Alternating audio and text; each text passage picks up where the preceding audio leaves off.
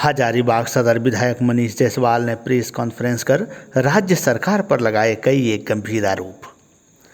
अपने आवासीय कार्यालय पर प्रेस वार्ता में सदर विधायक मनीष जायसवाल बोले कि राज्य सरकार तुष्टीकरण की राजनीति कर रही है। अगर ऐसा नहीं होता तो विधानसभा में किसी विशेष वर्ग के लिए रूम आवंटित नहीं करते।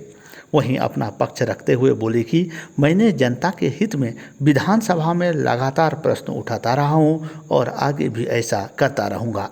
उनके कॉन्फ्रेंस का सार सुना रहे हैं हजारीबाग से हमारे संवाददाता भवेश मिश्र।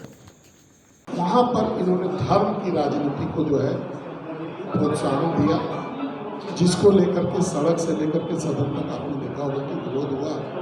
और इन लोगों के हठधर्मिता के चलते जितने भी मुद्दे थे, नियोजन नीति से रिलेटेड, आज के दिन में स्थानीय युवक बेरोजगार है, सबसे ज़्यादा परेशानी बेरोजगारी की है।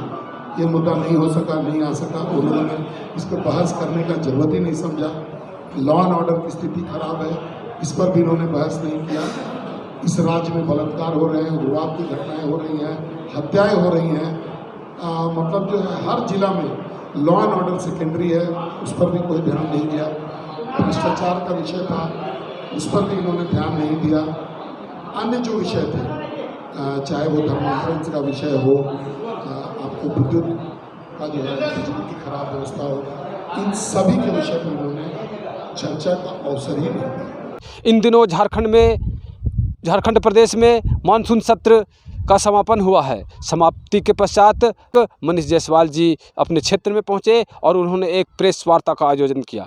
प्रेस वार्ता का आयोजन का मतलब था कि उन्होंने किन किन मुद्दों को वहां उठाया।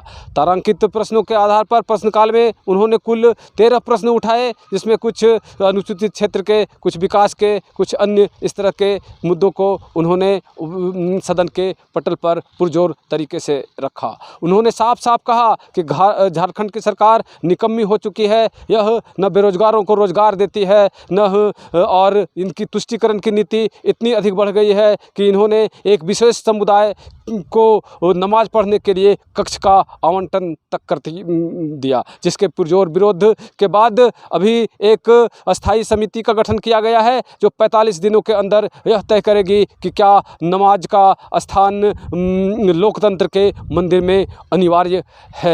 उन्होंने कहा कि विकास के जितने तरह के मुद्दों को मैंने उठाया, जैसे अतिक्रमण, थाना नंबर 140 में रसीद काटना, उसमें जिन लोगों को इंदिरा आवास मिल चुके हैं उनको बनने, जिसके पर की सरकार ने रोक लगा रखी है, उसको बनाने के लिए, और अनेक तरह के मुद्दे उठाए। उन्होंने एक सवाल के जवाब में जब बताया कि उनके ऊपर में अभी तत्काल पानादाग प्रखंड के कोल डंपिंग में एक अभियोग लगा है, एक इल्ज़ाम लगाया गया है कि उनके लोगों ने वहाँ के रैयतों के साथ मारपीट करी, उस पर विशेष